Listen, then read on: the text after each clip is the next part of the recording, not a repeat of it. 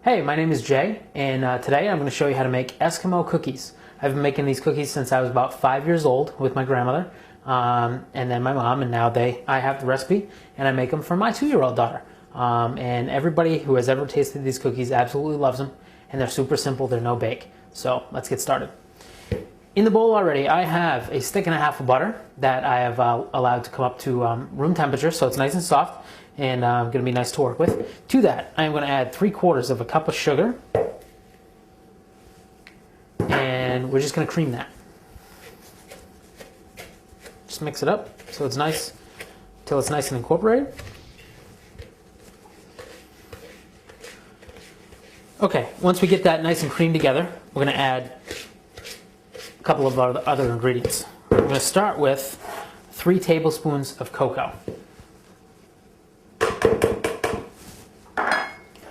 a tablespoon of water, and a half teaspoon of vanilla extract.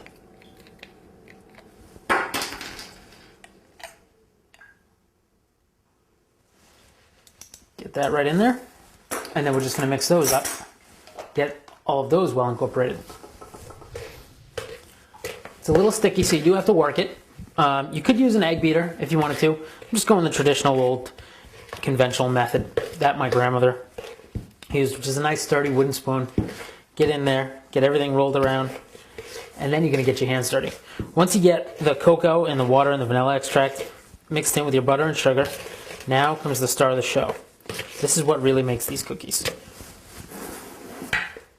2 cups of quick Quaker oats. You can use whatever generic brand of oats. Definitely want the quick ones, and a little bit of a finer. Look for the ones that are of a little bit finer size. The real big ones can get a little mealy and a little, kind of overpower everything else in the cookie, and you're just kind of chewing oats for a while. So I would go with the smaller ones, but any quick, oats will do. So that's 2 cups of oats right into our mixture, and mix. And at this point, you know what? My grandmother always said, when you're cooking, it's all about getting your hands dirty. So once you get your oats in there, it's almost easier to just get right in there with your hands and mix this all up. All right, so once you get it all mixed up, now you have some choices. Depending on when you're making this, if it's a dead of summer, I definitely recommend putting this in the fridge for at least an hour, maybe 45 minutes you can get away with.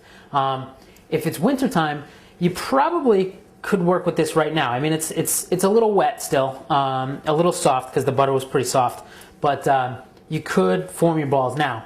The benefit to letting it get cold is that it'll be easier to form into the right size balls that you want to get. Roughly about 36. It makes roughly about 3 dozen, and you're looking for like a walnut size. So at this point, I'm going to take this, put this right into the fridge, let it sit in there for about 45 minutes, and then see where it's at. If it's good enough for me to work with, then we'll roll them out. Okay, so our Eskimo cookies the dough is out of the fridge. I left it in there for about an hour, and it's nice and firm. It's going to be great to work with. So now what we do is I take a handy dandy melon baller, because it's the perfect size, and just scoop some of the dough.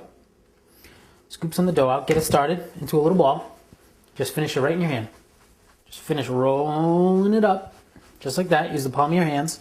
And then roll it in a little confectioner sugar. Kind of give it a tap, knock off some of the big clumps, and put it right on your serving tray.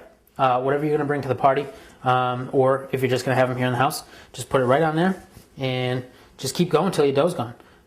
You're looking for them to be about walnut size, so that's why the melon baller helps you get a nice start size-wise. Give it a nice little roll right between the palms. Yeah, your hand's going to get dirty, but you know what? This dough is so good you could lick them clean. Toss it around in the confectioner sugar. Bump it off onto the plate. And you are just going to repeat this until you're done. This dough is, like I said, it's fantastic.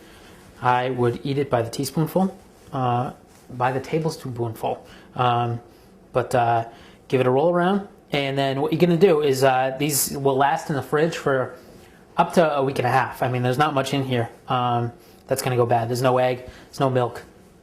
So these things really aren't gonna go bad. The shelf life is, I haven't tested it because they usually don't last that long, but I would venture to say it's probably like 2 weeks before they start to get like, you know, just a little funky tasting, or I don't even know if they'd do that. Heck, let's send these up with the astronauts up to the moon. I think their missions would be a lot tastier anyway. So yeah, these things are ready to go.